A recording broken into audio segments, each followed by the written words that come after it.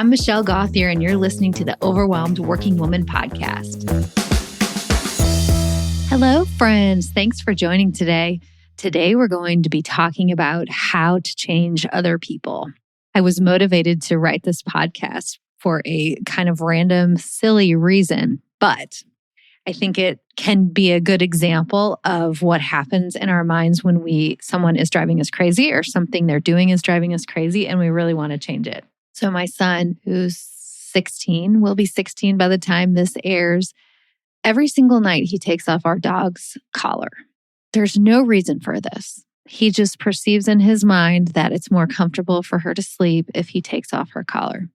Okay, that alone is not a big deal, but he never ever puts it back on in the morning. And this is important because my dog is a little bit of a runaway. And if we open the front door, she will 100% run out the door if she sees a dog or someone else. She doesn't run away like far away, but she gets away from us. And she's a big dog. So the only way that I can really keep her in control is to grab her collar and hold on to her.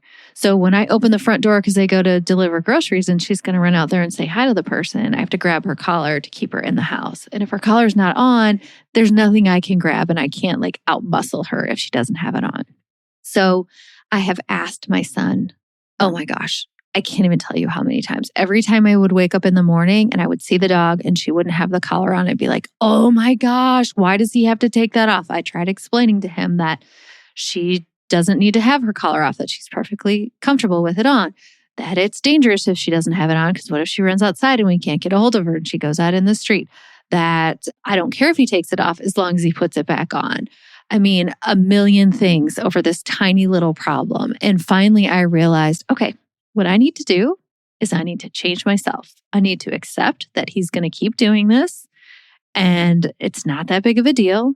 And when I wake up in the morning, I will either remind him to put it on or just put it back on myself and just stop worrying about this because it was driving me crazy that he wouldn't change in the way I wanted him to change. So I just accepted it and just either tell him to do it or just do it myself. Not a big deal.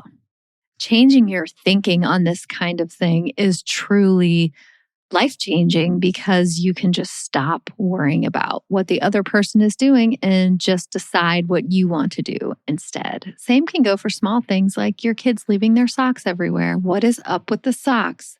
Why do they take them off and leave them on the kitchen counter? So instead of getting mad about it every time, you can just throw them in the dirty clothes. Or I have a friend who just throws them away. And then when her kid runs out of socks, she just doesn't buy them new ones. So we have a lot more power than we think in these situations. But the power to change someone often belongs in the power that we have to change ourselves and the way that we're looking at the situation. So today, I'm going to talk you through how to change someone else. I'm going to give you the steps for thinking about what you want to do about the situation and exactly how to do it. You've got several different options. By the end of the podcast, you'll be able to decide, okay, is this something I want to talk to this person about, or do I just want to accept it? Do I want to take action, or do I just want to live with it? So that way you feel at peace about your decision. So if you have tuned in today, I'm guessing that there is someone in your life that you would love to change. So I want you to bring that person to mind and to think about them. And as I go through these examples, think about your particular situation so that by the end, you can kind of have an action plan about what to do with this so that it can stop bugging you. So let's just say it's your husband. Even though I don't have a husband, I've previously had a husband. So it's no trouble for me to come up with a list like this. So focus on your husband, and we're going to start off by doing two things. One is we're going to start first with writing down all of the things that you want to change about them. Let's leave it to 5. We don't want to get too crazy with our list.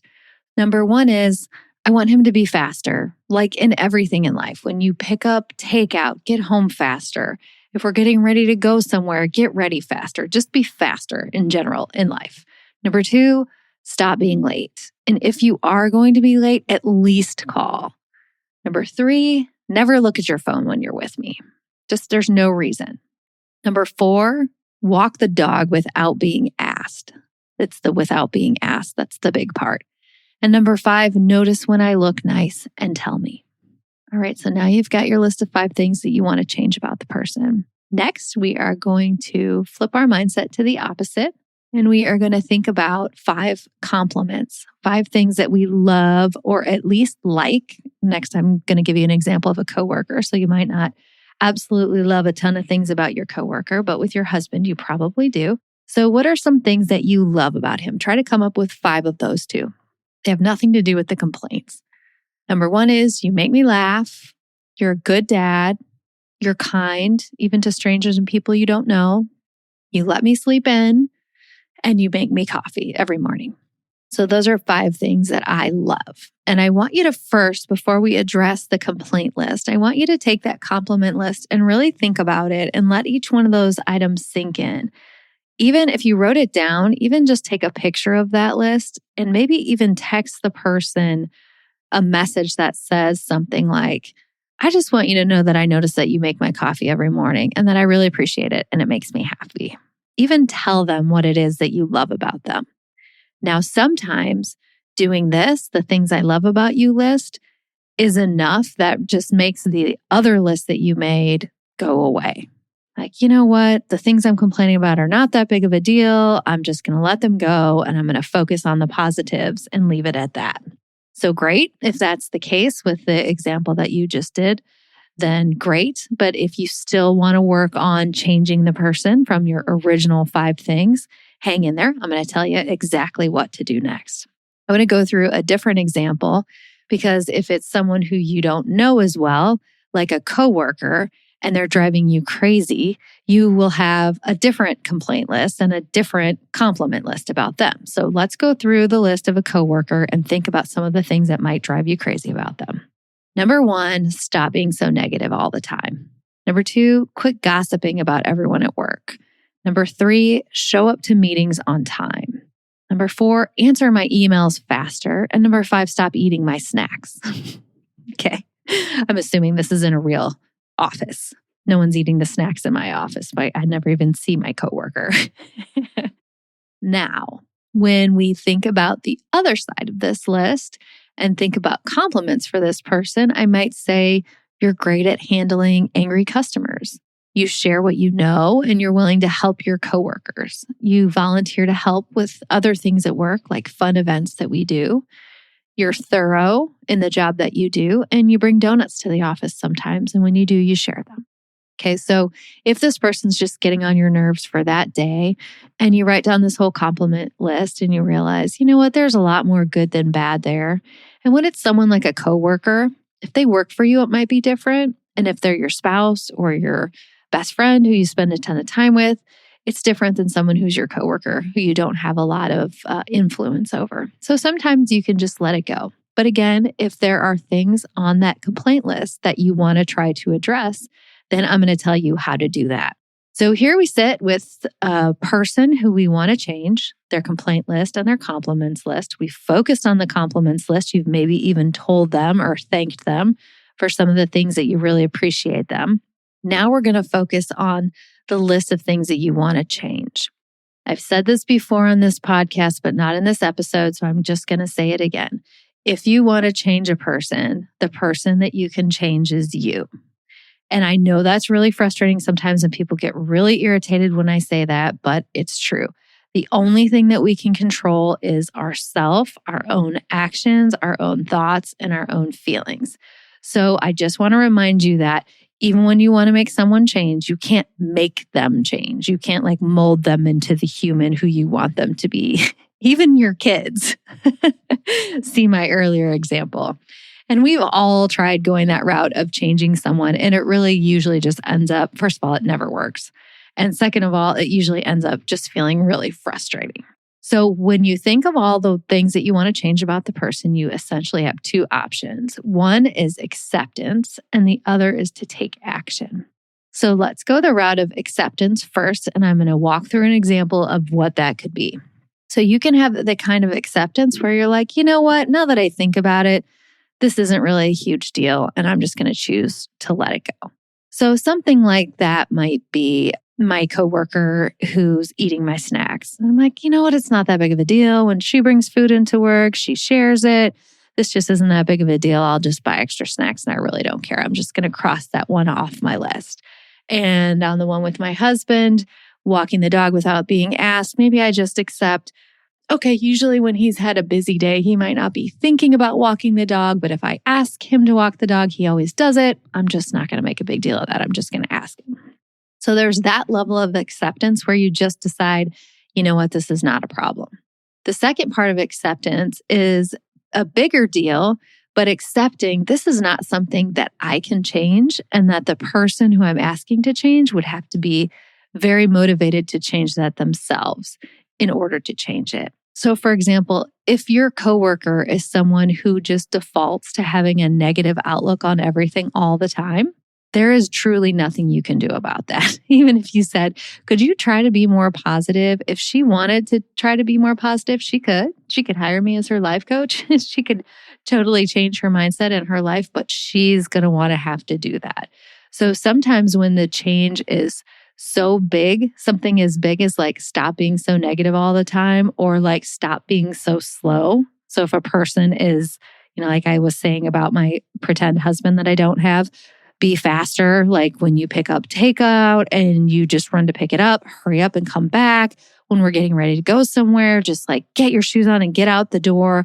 If you have people in your life who are like this, and I have several, that's just the speed that they run. And I run on a faster speed in life. And if they told me that I had to slow down, it would drive me crazy and I would have a really hard time doing it.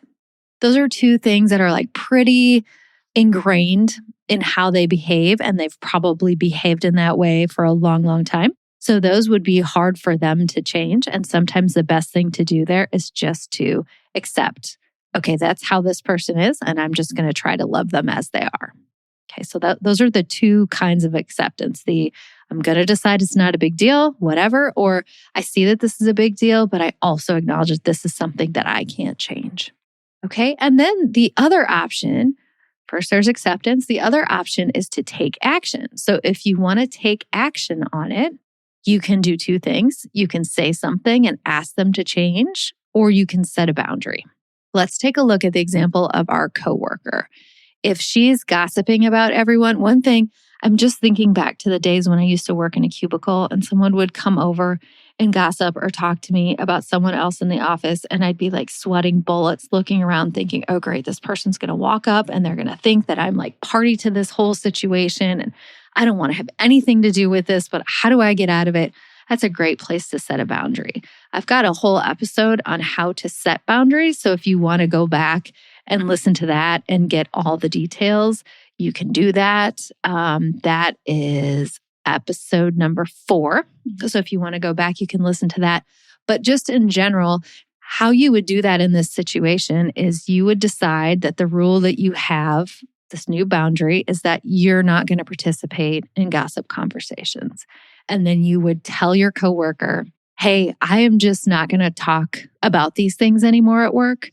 It doesn't make me feel good. It makes me feel stressed. And so if you want to talk about other coworkers or talk about these kinds of things, please don't do it to me. Do it to someone else. And then you have to hold the boundary. So the next time she comes up and says, did you hear what so-and-so did? You can just say, I didn't, but remember, I'm not talking about those kinds of things anymore. So that's the kind of action that would include setting a boundary. The other kind of action that you can take is to talk to the person and tell them what effect this is having on you and ask them to change.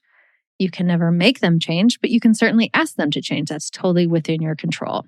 So if we think about the coworker who doesn't show up to meetings on time, again, this is your coworker, not your employee.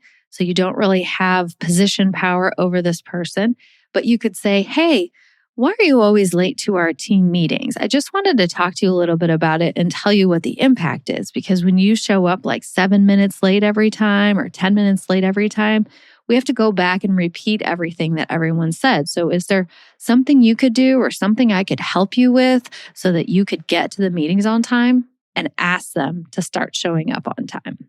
Same with your husband. If your husband looking at his phone when you're together drives you crazy, you can say, hey, I just wanted to tell you, and don't tell him this in the heat of the moment when you're mad about it. When you're not mad and he's not looking at his phone, I just wanted to tell you that when you look at your phone, it makes me feel really unimportant and it makes me feel like you don't really want to be with me. So I feel like we should not use our phones when we're like hanging out and actually talking to each other. What would you think if we didn't use our phones when we're together? Or maybe you never use your phone. What would you think about not using your phone or putting your phone away on the charger in the evenings when we're hanging out as a family? He might get offended and say no, and then that's kind of the end of what you can do. But he might say, oh, I'm sorry, I didn't realize it was affecting you like that. Yeah, I'll try that. No big deal. I'll do that. So if you take one of those actions, either acceptance or taking action, even though acceptance isn't like talking to them about it, it's still you're taking an action because you're accepting it. You will be able to change yourself and you will feel less annoyed about the situation because you have addressed it either in your own mind or with the person. Okay, that is it. That's all for this episode. I hope that this helps you. I hope that this will help you be less annoyed when you have the equivalent of someone taking off your dog's collar every day. It's such a random small example, but I'm telling you guys, it was driving me crazy. I also hope it will help you accept that the person who you can change is yourself and that you can change your actions and the way that you're thinking about things. Thanks for listening, and I'll see you next week. Thank you for listening to the Overwhelmed Working Woman podcast. If you want to learn more about my work, head over to my website at michellegauthier.com. See you next week.